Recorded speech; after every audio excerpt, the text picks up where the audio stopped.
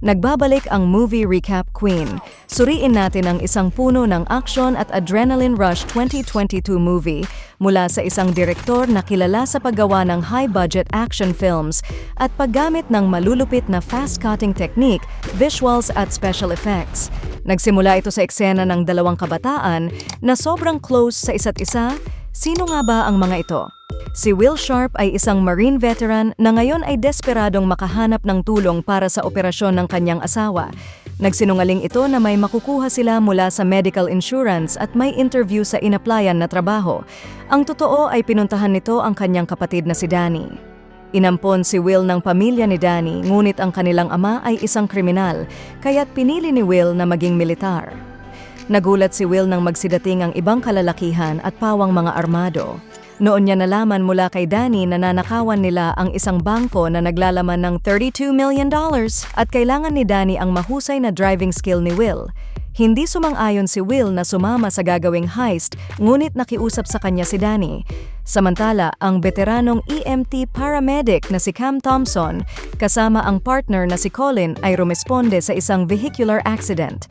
Nagtamo ng grabing pinsala sa katawan ng bata, ngunit matagumpay nila itong nadala sa ospital. Para kay Cam ay pawang parte lang ng trabaho ang lahat at walang halong emosyon ang kanyang ginagawa para sa mga pasyente. Kaya kahit siya ang pinakamagaling na paramedic ay walang gustong makipagkaibigan sa kanya.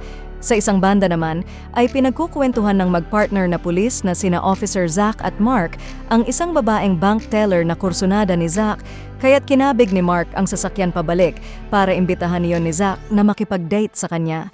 Ngunit ano nga ba ang koneksyon ng EMT at ng mga pulis na ito sa magkapatid na Danny at Will?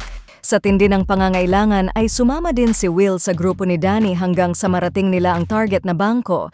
Pumasok sila sa parking garage pero lingid sa kanila ay timbrado sa Special Investigation Section na pinamumunuan ni Captain Monroe, ang grupo na kasama nila.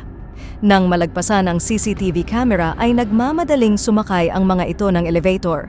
Nagkataon din na iyon ang sinadyang bangko ni Zach at Mark. Nagtaka si Zach dahil nakalak ang bangko pero sinalubong siya ni Danny na nagpanggap bilang manager. Dahil sa kagustuhan ni Zach na ma-date ang teller ay nakiusap ito at walang nagawa si Danny kundi papasukin ang pulis. Matinding tensyon ang naramdaman ng lahat sa pagpasok ng pulis. Nang kausapin ng pulis ang babae ay naramdaman nito ang panganib ngunit naunahan siya ni Danny. Inutusan ni Danny ang pulis na kawayan ang partner upang hindi ito maghinala.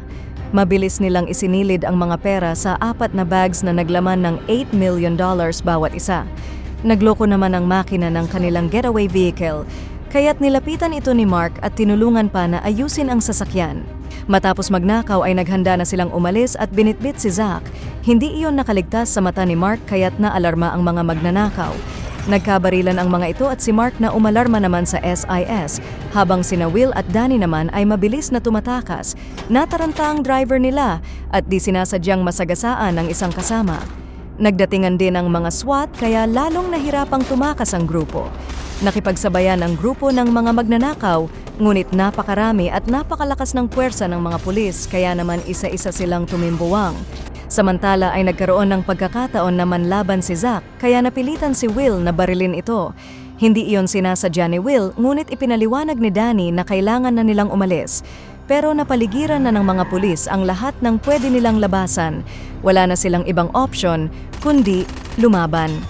Inabutan naman ni Mark na nakahandusay ang partner na si Zach kaya agad itong tumawag ng ambulansya at mabilis na rumesponde sina Cam at Colin.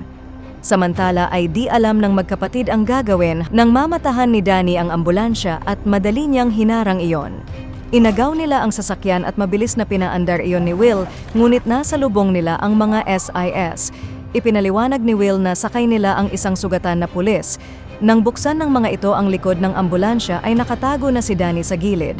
Sa utos ni Danny, pinaalis ni Cam ang mga nakaharang na police cars upang madala agad sa ospital ang sugatang pulis. Matagumpay silang nakalabas dala ang 2 bag na may $16 million. Samantala, nakita ni Mark ang sugatan na driver ng ambulansya at napagtanto na ito ay na-hijack. Dumating ang SIS captain na si Monroe sa eksena at napag-alaman na ang mga namatay na magnanakaw ay grupo mula sa Brooklyn na matagal na nilang minamanmanan. Nagpadala ito ng mga helicopter upang habulin ang ambulansya. Sinabi ni Danny kay Will na ipagpatuloy ang pagmamaneho hanggang marating nila ang backup na sasakyan. Nagtangka naman na tumakas si Cam gamit ang isang fire extinguisher, ngunit agad siyang napigilan ni Danny. Nalagay sa alanganin ang buhay ng pulis kaya't bumalik agad si Cam upang isalba ang buhay nito. Saka mabilis na pinaandar ni Will ang ambulansya. Naispatan sila ng helicopter kaya't mabilis din na kumilos ang mga alagad ng batas. Sa tulong ng surveillance officer na si Lieutenant Zaga ay hindi nawala sa kanilang paningin ang ambulansyang sinasakyan ni Danny at Will. Nagpa-setup ng perimeter si Monroe at mahigpit na ibinilin na may kasamahan silang pulis sa loob ng ambulansya. Matinding habulan ang naganap nang maabutan sila ng mga pulis. Gamit ang kakaibang driving skills ay pilit na nilulusutan ni Danny ang mga humahabol habang si Cam naman ay pilit na isinasalba ang buhay ni Zach. Kinailangan ni Cam ng assistance kaya tinawag nito si Danny upang tumulong. Gusto ni Danny na panatilihing buhay si Zach dahil alam niya na ang pagkamatay nito ay magdudulot ng masamang mga kahihinatnan para sa kanila. Matatawa ka talaga sa kanilang pagkataranta lalo na si Danny na di alam ang gagawin habang sinasagip si Zach. Sa taranta rin ni Will ay muntik na sila mahulog sa isang dead-end street. Tuloy ang very exciting na habulan ng maalala ni Will ang strategy ng mga kalaban nila sa Afghanistan na tinatawag na Texas Switch, kung saan papasok ang sasakyan sa ilalim ng isang tulay at pagkatapos ay lalabas ang 5 magkatulad na sasakyan. Tinawagan agad ni Danny ang contact na si Roberto upang makausap ang ama nitong tinatawag na Papi na kaibigan ng ama ni Danny. Humingi si Danny ng tulong at nangakong hahatiin ang nakuhang pera kaya't sumang-ayon agad si Papi. Habang tinatakasan pa rin ang mga pulis ay tinawagan din ni Danny ang kanyang tauhan at pinagdadala niya ito ng sprayer at pintura. Nalaman nila Monroe na may satellite phone at police scanner sa loob ng ambulansya kaya't tinawagan nito si Danny. Utos ni Danny na alisin ang mga helicopters kundi ay papatayin niya ang kasamang pulis. Sagot naman ni Monroe na isuko muna nila ang pulis at paramedic. Pero matigas na sumagot si Danny na hindi sila hihinto. Samantala ay naihanda na ni Roberto ang sasakyan na may bigating armas na gagamitin laban sa mga pulis. Binalak ng mga pulis na itrap ang ambulansya nang marating nito ang convention center. Sa kabila ng galing ni Will sa pagmamaneho ay hindi nito malusutan ang isa sa mga humahabol na walang iba kundi si Officer Mark. Kaya binalak ni Danny na paputukan niyon ngunit agad siyang pinigilan ni Cam na ikinagalit ni Danny. Nagbanta si Danny na papatayin si Cam pero nagmatigas ang pulis kaya't siya ang pinaputukan ni Danny. Nasa likod pala ni Mark ang aso ni Captain Monroe at dahil sa pag-aalala sa alaga ay pinaatras ni Monroe ang mga humahabol na pulis. Kinumpronta ni Will si Danny sa ginawa sa paramedic ngunit sagot ni Danny na tinakot lamang niya ang mga pulis. Nang marating nila ang freeway ay nadiskubre ni Cam na may iba pa palang tama ng bala ang pulis na si Zach. Nakipagtulungan ng FBI agent na si Anson Clark at nalaman ni Monroe na si Danny Sharp ay bank robber na mula pa noong ito ay 17 years old at ang ama nito ay isang psychotic na kriminal noong 90s. Nalaman din nila na sadyang hindi pinatay ni Danny ang pulis na kasama dahil ito ang gagamitin nila sa pagtakas. Nakumbinsi ng FBI agent si Monroe nang malaman na dati nitong kaibigan si Danny noong sila'y nasa kolehiyo. Nag-aral si Danny ng criminology sa utos ng ama, hindi upang maging pulis kundi upang pag-aralan ang galaw ng mga pulis. Sa mga oras na yon ay doktor na ang kailangan ng sugatang pulis. Gamit ang phone ni Cam ay tinawagan ni Danny ang doktor na dating karelasyon ni Cam upang tulungan at turuan ang babae sa pag-opera sa pulis na si Zach kung hindi ay sinabing papatayin nito ang babae. Nang malaman ang detalye ay tinawagan ng doktor ang mga bihasa na trauma surgeons. Hindi lingid kina Monroe ang nangyayari sa loob ng ambulansya. Nakipagpalit si Will kay Danny upang tulungan si Cam sa operasyon dahil may karanasan siya dito bilang dating sundalo. Sa tulong ng mga doktor ay inumpisahan ni Cam ang operasyon pero masyadong mabilis ang takbo ng ambulansya. Nakakatuwa ng utusan ni Will si Danny na tumakbo lang ng 20 at sumagot si Danny na iyon ang magiging pinakamabagal na cop chase sa buong mundo. Napilitan ding bagalan ng mga pulis ang kanilang sasakyan upang bigyang daan ang operasyon sa kapwa pulis. Puno ng nerbiyos si Cam nang makapa ang bala. Pinalakas ni Will ang loob ng babae pero bigla naman na nagising ang pulis. Namilipit ito sa sakit na naramdaman at sa taranta ni Will ay pinatulog niya ito sa pamamagitan ng suntok. Nang mailabas ang spleen ay akmang matatanggal na ni Cam ang bala nang bigla naman iyong pumutok. Noon din ay nawalan sila ng komunikasyon sa mga doktor.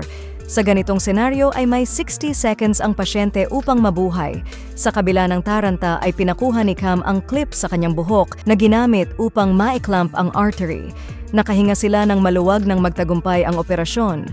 Ipinangako ni Will sa babae na tutulungan niya ito na makatakas. Nalaman ni Monroe na naputol ang koneksyon ng mga doktor kay Cam kaya't inakala nito na patay na ang pulis na si Zach. Kaya naghanda sila upang tuluyang itumba sina Danny at Will. Samantala ay di sinasadyang mapunta ang ambulansya sa ruta papuntang airport kung saan napakaraming pulis ang nakaposte roon. Kaya naisipan ni Danny na isagawa ang planong Texas Switch sa iyalim ng malapit na Olympic Bridge. Idineploy ni Monroe ang mga snipers upang tapusin ang dalawang magnanakaw bagamat di pabor dito si Agent Clark dahil naroon pa din ang paramedic na si Cam. Nang biglang maalala ni Clark na maaaring may cellphone pa ang sugatang pulis, tumawag si Clark at sinabi kay Cam na magtago sa ilalim ng stretcher. Pero sinabi ni Cam na buhay ang pulis na si Zach. Sa pag-aalala na madamay sila ay agad na binalaan ni Cam sina Danny at Will sa mga nakaabang na snipers. Minaniobra ni Will ang sasakyan ng putukan sila ng sunod-sunod ng mga snipers, huli na nang pigilan ang mga ito ni Monroe. Nagapoy sa galit si Danny at ipinaalam kay Monroe ang kaya niyang gawin. Tinangka ni Danny na patayin si Cam, ngunit mabilis na nakayuko ang babae at siyang pagpreno naman ni Will. Hindi iyon nagustuhan ni Will kaya nagpang-abot silang magkapatid. Nalaman din ni Agent Clark na si Will ang kasama ni Danny nang di sinasadyang mabanggit ni Danny ang pangalan ng kapatid. Kinumbinsi ni Clark si Will na makiisa sa mga pulis at huwag pakinggan si Danny. Paulit-ulit naman si Danny na 30 years na pagkabilanggo ang naghihintay sa kanila dahil sa pag-hostage sa pulis at paramedic. Parang anghel at demonyong bumubulong ang mga ito kay Will. Pero sa huli, sinabi ni Will na hindi nila ihihinto ang sasakyan. Tinawagan si Will ng kanyang may sakit na asawa at wala itong kamalay-malay na sangkot ito sa habulan na napanood sa balita. Sinabi ni Will na pinagsimula siya agad sa trabaho kaya hindi ito nakauwi. Sinilayan ni Will ang anak dahil maaaring iyon na ang huli niyang tsansa na makita ang pamilya. Noon, na-realize ni Cam kung bakit nagnakaw sa bangko si Will. Kinumbinsi ng babae si Will na gawin ang tama ngunit naudlot yon nang lumabas si Danny. Samantala ay nakahanda na sina Roberto sa ilalim ng tulay para sa pagsagawa ng plano ni Danny. At upang mabawasan ang kanilang tensyon ay nakinig at sabay na kumanta ang magkapatid sa musika ni Christopher Cross na pinamagatang Sailing. Pumasok sina Danny at Will sa LA River na lubos na ipinagtaka ni na Clark at Monroe. Pinadala ni Monroe ang mga helicopters upang itaboy sila palabas ng ilog. Kaya naman umaatikabong habulan na naman ang nangyari habang pinagbabaril ang mga ito ni Danny.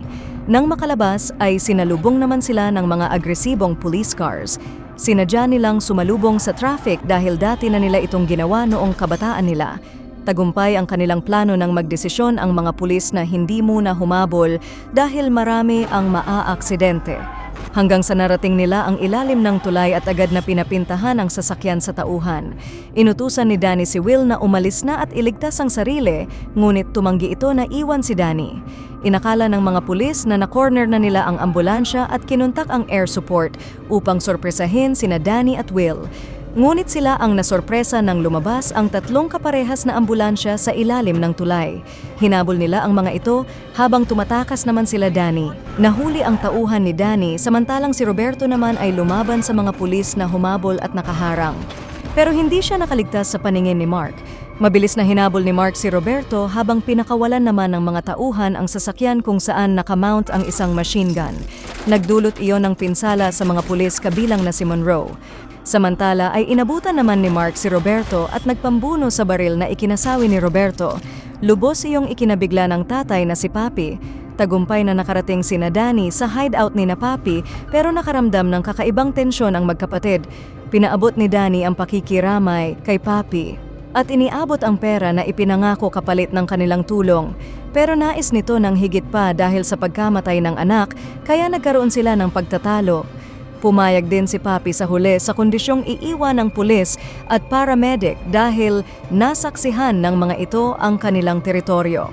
Hindi pumayag si Will kaya nagtalo ang magkapatid na lalong nagpainit sa sitwasyon. Sinabi ni Papi kay Danny na huwag mag-alala dahil di naman niya tunay na kapatid si Will. Muli niyang kinausap ng masinsinan si Will pero isa pala yung senyales sa susunod nilang gagawin.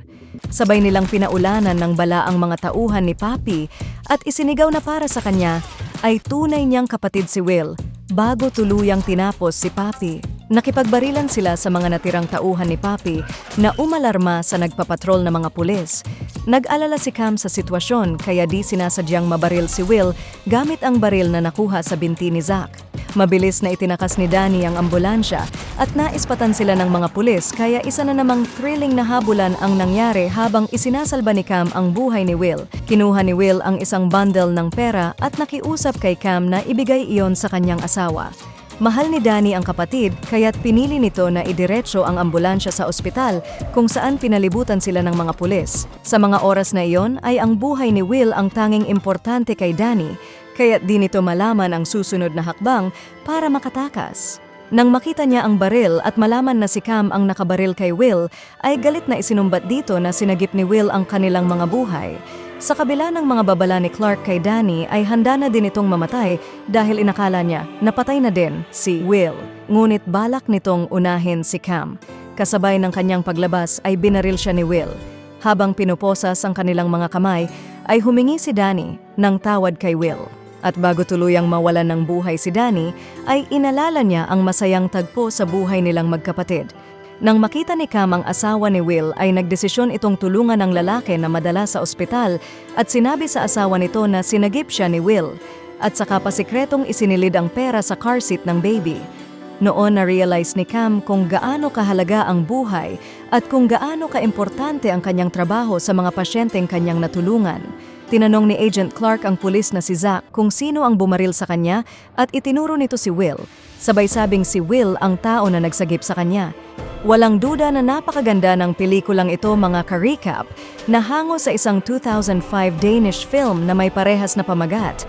Bukod sa puno ito ng aksyon at thrilling scenes ay may mga nakakatawang tagpo na dulot ng taranta ng magkapatid habang tumatakas. Hindi rin matatawaran ang galing ng aktor na si Jake Gyllenhaal na isa sa mga pinakamagaling pagdating sa pagiging villain sa mga pelikula. Samahan pa ng napakagandang si Isa Gonzalez at iba pang magagaling na mga aktor.